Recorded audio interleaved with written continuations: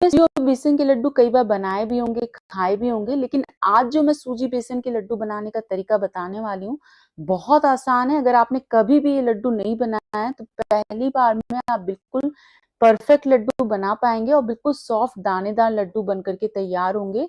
तो चलिए दोस्तों, बना लेते हैं। इसको बनाने के लिए सबसे पहले आपको कढ़ाई लेनी है और अब ले लेना है घी। तो मैंने आधा कप घी लिया है। इस लड्डू को बनाने के लिए टोटल हमें आधा कप घी चाहिए। तो आधा कप घी में से 1 बड़ा चम्मच घी कढ़ाई में डाल दिया, साथ में 1 कप सूजी डालिए।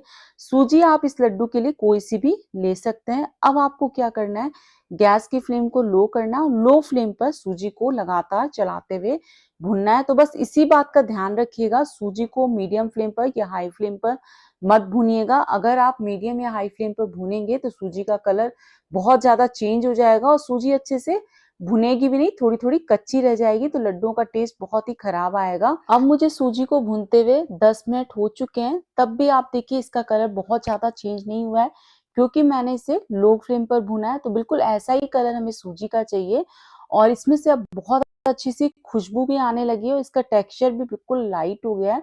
इसको चलाने में भी बहुत आसानी हो रही है, यानी कि सूजी अच्छे से भून गई है। जब सूजी अच्छे से भून जाए तो इसे एक बड़े से बर्तन में निकाल लीजिए ताकि जल्दी ठंडा हो जाए। इधर मैंने दूसरी कढ़ाई ले ली है, इसके अंदर मैं घी डाल रही हूँ। तो जो आधा कप घी लिया था उसी में से मैंने 3 बड़े चम्मच घी डाल दिए हैं और थोड़ा सा घी जो बचा है उसे मैं रख देती हूँ, उसे भी हम बीच बीच में यूज करेंगे। और अब मैं इसके अंदर आधा कप बेसन डाल रही हूँ। तो जितनी आप सूजी लें उसका आधा आपको बेसन लेना है। अगर आप कटोरी के नाप से लेते हैं तो 1 कटोरी सूजी में आधा कटोरी आपको बेसन लेना है। तो बेसन को हल्का सा भून लिया है मैंने लो फ्लेम पर। उसके बाद मैंने 1 चम्मच घी और डाल दिया है। इससे क्या होगा कि बेसन को चलाने में भी आसानी होगी और बेसन बहुत अच्छे से भून करके तैयार होगा। तो बेसन को भी सेम सूजी की तरह लो फ्लेम पर भूनना है, लेकिन इसे तब तक भूनेंगे जब तक कि इसका कलर चेंज ना हो जाए, हल्का सा डार्क कलर ना हो जाए, तब तक आपको इसको भूनना है। बेसन को भूनने में बहुत ज्यादा समय नहीं लगता है, जिस तरीके से सूजी को भूनने में ज्यादा समय लगा है। बेसन को भूनने में सिर्फ 5 से 6 मिनट ही लगते हैं।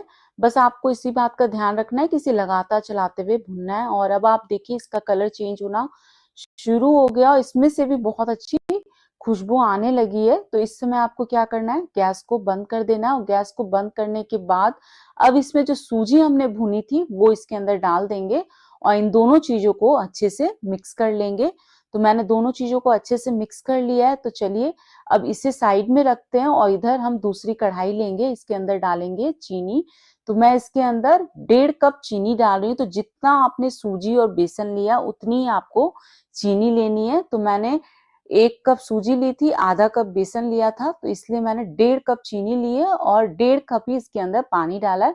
पानी भी बिल्कुल बराबर मात्रा में डाला है। अब चीनी को आपको लगातार चलाते हुए घुलने तक पका लेना है। चीनी इस समय अच्छे से घुल गई है। तो अब हम चाशनी को पकने देंगे, लगभग इसे 10 से 12 मिनट के लिए पकने देना है, जब तक कि चाशनी पूरी तरीके से गाढ़ी ना हो जाए और एक तार ना बनने लगे। तो इसको पकते हुए लगभग 10 से 12 मिनट हो गए थे। तो मैं इसे चेक कर ले रही हूँ। तो इस तरीके से उंगलियों में लेकर देखेंगे तो देखिए इसमें पतला सा एक तार बन रहा है, यानी कि चाशनी हमारी बिल्कुल तैयार है। तो अब हमें क्या करना है, इस चाशनी को मिला देना है सूजी और बेसन वाले मिक्सचर के अंदर और इसे लगातार चलाते रहना है। इसे तब तक चलाते रहना है जब तक कि ये हल्का सा गाढ़ा ना हो जाए। और अब ये हल्का गाढ़ा हो चुका है। तो जो बचा हुआ घी है वो भी मैं इसके अंदर डाल दे रही हूँ। साथ में इसमें मैं डाल रही हूँ इलायची का पाउडर, ये मैंने आधा छोटा चम्मच डाला। अब हम सभी चीजों को अच्छे से मिक्स कर लेंगे और मिक्स करने के बाद इसे फैला करके 4 से 5 मिनट के लिए छोड़ दीजिए, जब तक कि ये पूरी तरीके से डो जैसा कंसिस्टेंसी में ना आ जाए, कढ़ाई ना छोड़ दे। तो अब इसको रखे हुए 4 से 5 मिनट हो चुके थे। अब देखिए बिल्कुल डो जैसा दिख रहा है अभी भी, लेकिन ये हल्का गर्म है। जब मिक्सचर हल्का गर्म रहे उसी समय आपको लड्डू बांधना शुरू कर देना है, क्योंकि जब आप पूरी तरीके से इसे ठंडा कर देंगे तो लड्डू को बांधने में दिक्कत आएगी, यानी कि आपको मेहनत बहुत ज्यादा लगेगी। और जब ये हल्का गर्म रहता है तो फटाफट से लड्डू बंद करके तैयार हो जाते हैं। तो आप देख सकते हैं बिल्कुल आसानी से ये लड्डू बंध रहे हैं, बिल्कुल भी दिक्कत नहीं आ रही है और ये बहुत ज्यादा सॉफ्ट भी नहीं है, बहुत ज्यादा हार्ड भी नहीं है।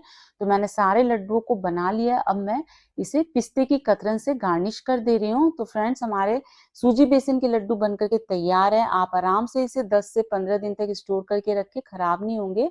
और अगर आपको मेरी ये रेसिपी पसंद आई हो तो प्लीज लाइक शेयर सब्सक्राइब करना ना भूलें।